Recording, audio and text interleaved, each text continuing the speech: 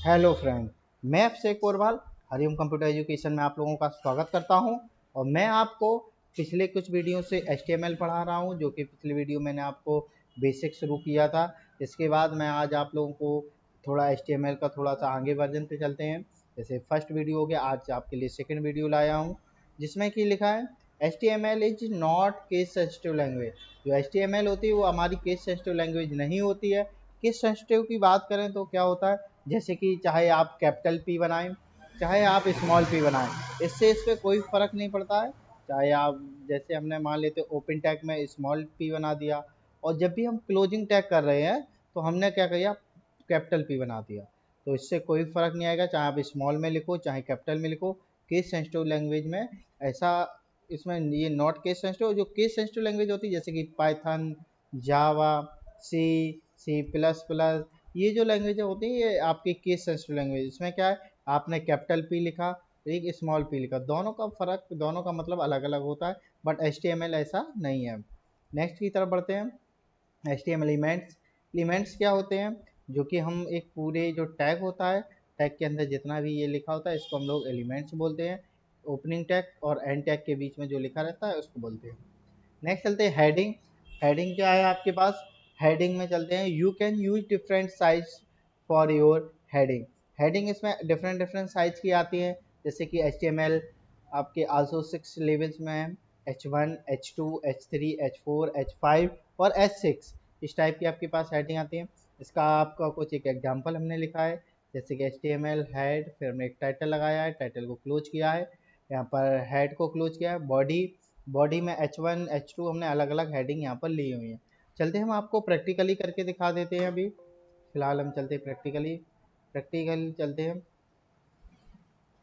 तो सीधा हम इसकी मेन स्क्रीन पे आ जाते हैं, और यहाँ पर हम अपना, चाहे तो आप नोट पैड पे बना लो। मैं फ़िलहाल VS कोड पे चल रहा हूँ। अभी अब VS कोड क्या है, तो VS कोड अभी हम आगे बता देंगे।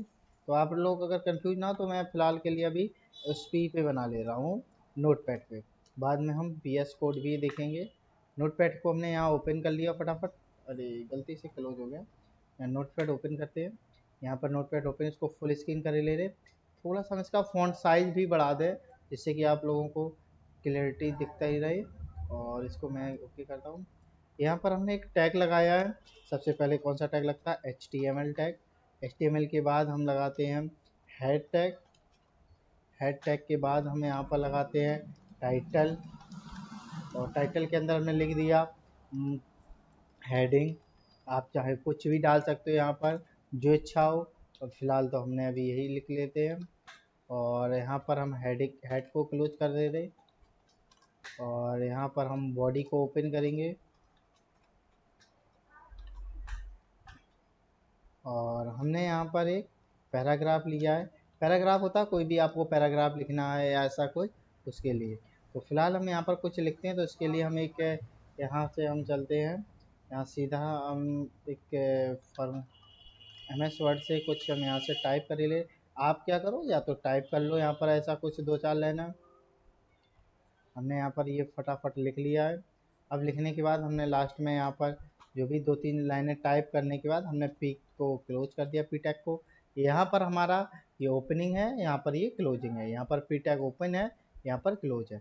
हम कोई पैराग्राफ लिखते हैं उसके लिए हमने इसका यूज करते हैं। इसके बाद हमने बॉडी को भी क्लोज कर दिया, बॉडी को क्लोज किया। इसके बाद ठीक हमने इसके बाद एक जो हमारा HTML है उसे भी हमने फटाफट क्लोज कर लिया है। और फाइल को हम सेव करते हैं। पहले तो फाइल को हम सेव किसी भी नाम से कर ले रहे, HCE.html हमने कहा था ज़रूर लगाएंगे। यहाँ पर आप ये चीज़ ध्यान रखना कि जो भी आप दे रहे हो HTML हमें लास्ट में ज़रूर लगाना। शुरू में आप कुछ भी नाम दे दो, लेकिन लास्ट में .html लगाना कंपलसरी है। फाइल को फटाफट सेव करते हैं, और हम मिनिमाइज़ करते हैं, और इसे भी मिनिमाइज़ कर देते हैं।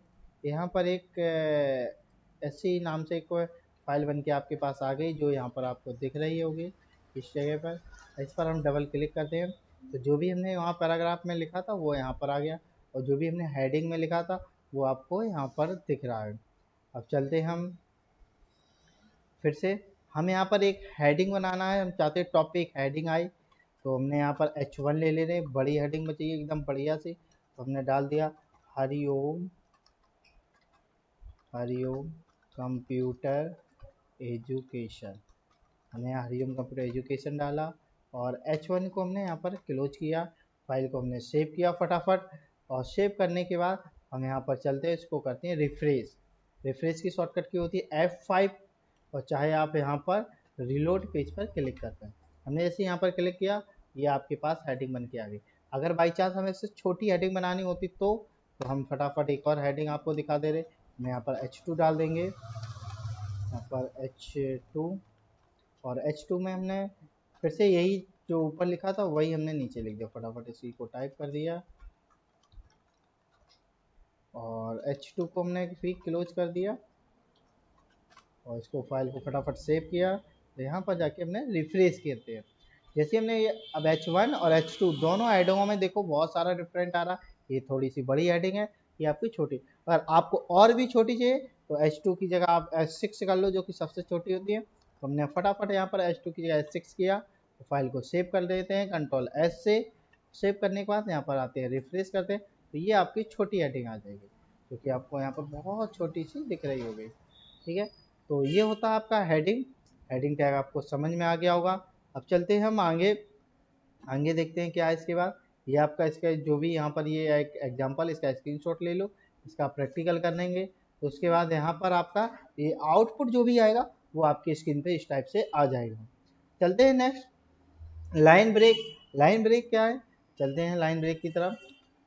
तो हम यहाँ पर फटाफट इस पे चलते हैं। यहाँ पर अगर ध्यान दो तो कुछ इस टाइप से लिखा है, और हम यहाँ पर कोडिंग में जाते हैं। हमने क्या किया, यहाँ से लाइन ब्रेक कर दिया, इसके अलग किया, इसको अलग किया, तो कुछ हमने इस टाइप से लिखा है यहाँ पर।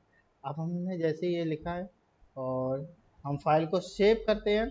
सेव करने के बाद यहाँ पर रिफ्रेश करते हैं, बट यहाँ पर कोई भी चेंजमेंट नहीं आई। हमने रिफ्रेश किया तब भी कोई चेंजमेंट। अगर हमें लाइन ब्रेक करनी है तो उसके लिए हमें लगाना पड़ेगा BR टैग।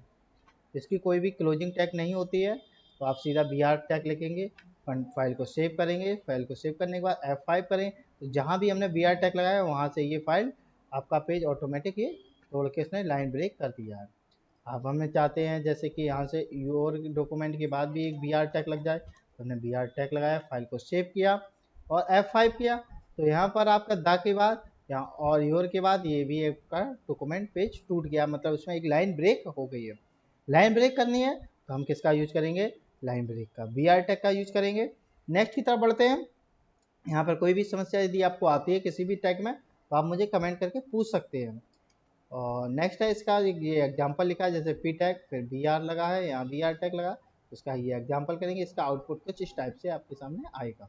कोई भी आउटपुट में समस्या आती है या आपको कोडिंग में कोई भी समस्या आती है, आप बेसिक हमसे पूछ सकते हैं। नेक्स्ट चलते हैं HTML इमेज। हमें यहाँ पर यदि कोई इमेज का यूज करना है, कोई फोटो का यूज करना, तो कैसे यूज करेंगे। चलते हैं कोडिंग में, हम यहाँ पर कोडिंग पे आगे मान लेते हैं H1 के ऊपर हमें एक फ़ोटो चाहिए, तो हम यहाँ पर एंटर करते हैं, ऊपर लाइन एक खाली हो गई, तो यहाँ पर हम एक टैग लगाएंगे IMG टैग। IMG होता है, इसके बाद SRC सोर्स और इक्वल देंगे, इन्वर्टेड कॉमा लगाएंगे। यहाँ पर हम फाइल को ढूंढेंगे, कोई हमारे पास जो फ़ोटो पड़ी हो, फ़ोटो को चलते हैं। यहाँ पर हमारे पास एक ये अंशुल यादव नाम से फ़ोटो पड़ी है, और भी बहुत सारी। तो फिलहाल हम अंशुल यादव वाली जो फाइल है, जो फ़ोटो है, उस पर राइट क्लिक करते हैं। इसमें प्रॉपर्टीज में जाएंगे, सबसे लास्ट में मिलेगा आपको प्रॉपर्टीज, प्रॉपर्टीज पे क्लिक करेंगे। इसके बाद यहाँ पर इसका एक्सटेंशन चेक करेंगे। एक्सटेंशन आपको यहाँ पर लिखा हुआ मिलेगा, ये ब्रैकेट में .jpg लिखा है, तो इसका नाम यहाँ पर लिखा है। हम इसको फटाफट यहाँ से नाम देख ले रहे हैं, इसका एक्सटेंशन चेक कर लिया, ओके करते हैं। चलते हैं अपनी फाइल पे, यहाँ पर हमने वही जो नाम लिखा था वो हमने नाम लिख दिया और .jpg और इन्वर्टेड कॉमा क्लोज करेंगे, टैग को क्लोज करेंगे, फाइल को सेव करते हैं और यहाँ पर जाके हम रिफ्रेश करते हैं। जैसे हमने रिफ्रेश किया, ये फ़ोटो आपके सामने आ गई होगी, जो कि आपको इस टाइप से दिख रही है। ये फ़ोटो ज़्यादा बड़े होने के कारण हमने इसकी थोड़ी सी जूमिंग कम की है, जो कि आपको पर्याप्त रास्ते में दिखती रहे। आप इसका यदि हमें साइज चेंज करना हो, बहुत बड़ी फ़ोटो है, तो आप यहीं पर तुरंत लिख सकते हो विड्थ इक्वल इन्वर्टेड कॉमा, हमने यहाँ पर दे रहे हैं जैसे कि 500 पिक्सल्स px, और इसको करते हैं सेव। तो यहाँ जाके हम रिफ्रेश, तो ये आपकी फ़ोटो छोटी कर दी। इस टाइप से आप इसके फ़ोटो को साइज भी चेंज कर सकते हैं, और इसकी कोडिंग भी दिखा दे रहे हैं आपको किस टाइप की इसकी कोडिंग होगी। और यहाँ तक यदि कोई समस्या आती है तो आप हमसे पूछ सकते हैं। ये रही इसकी कोडिंग HTML, यहाँ पर बॉडी, यहाँ H2 एक हेडिंग बनाई है हमने, और इसके बाद एक पैराग्राफ लिखा है। पैराग्राफ के बाद हमने यहाँ पर IMG_SRC लगा है, यहाँ पर फोटो का नाम दिया है, फोटो का नाम जो भी आपके पास हो। अल्ट में अभी हम बता देंगे आगे इसका यूज क्या है। फिलहाल हम विड्थ और हाइट बढ़ा ही दी है, जैसे कि विड्थ आदि चौड़ाई बढ़ानी हो, कम करनी हो, हाइट या कम या ज़्यादा करनी हो, तो उसके लिए हम लोग विड्थ और हाइट का यूज कर सकते हैं। तो ये सही थी, IMG है, IMG टैग का यूज करना। तो आज के लिए फिलहाल इतना ही रखते हैं। अगले वीडियो में मैं आपके लिए और भी अच्छी ज़बरदस्त चीज़ें लाऊंगा, आपसे पूरी एक वेबसाइट बनवाऊंगा। आप मेरी वीडियो को लाइक ज़रूर करें, और कुछ भी पूछना हो तो आप कमेंट जरूर करें, और शेयर अधिक से अधिक अपने मित्रों में शेयर करें, जिससे कि ये जिसके भी लिए ज़रूरी हो वीडियो वो उसके पास तक पहुंच जाए। तो आज के लिए फ़िलहाल इतना ही करते हैं। धन्यवाद।